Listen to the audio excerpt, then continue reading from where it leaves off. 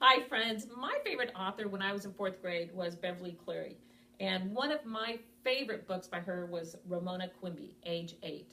I loved Ramona. She's sort of like your everyday Junie B. Jones as far as being mischievous. She's very smart. She got into a lot of trouble.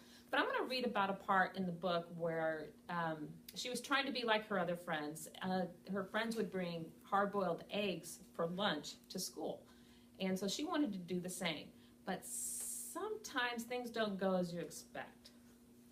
So the morning was so satisfactory that it passed quickly. When lunchtime came, Ramona collected her lunchbox and went off to the cafeteria, where after waiting in line for her milk, she sat at the table with Sarah, Janet, Marcia, and other third-grade girls.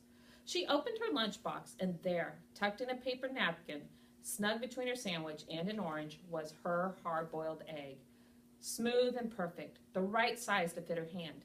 Because Ramona wanted to save the best for the last, she ate the center of her sandwich, tuna fish, and poked a hole in her orange so she could suck out all of the juice. Third graders did not peel their oranges. At last, it was time for the egg. There were a number of ways of cracking eggs. The most popular and the real reason for bringing an egg to school was knocking the egg against one's head. There were 2 ways of doing so, by a lot of timid little raps or by one big whack. I'm thinking you guys might be inferring what might happen. Sarah was a rapper. Ramona, like Yard Ape, was a whacker.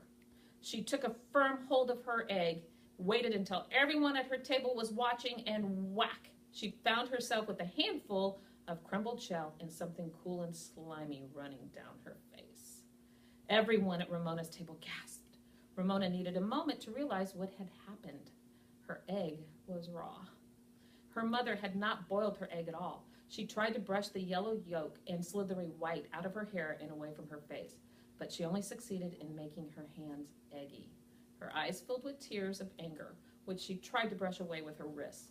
The gasps at her table turned into giggles. From another table, Ramona caught a glimpse of Yard Ape grinning at her.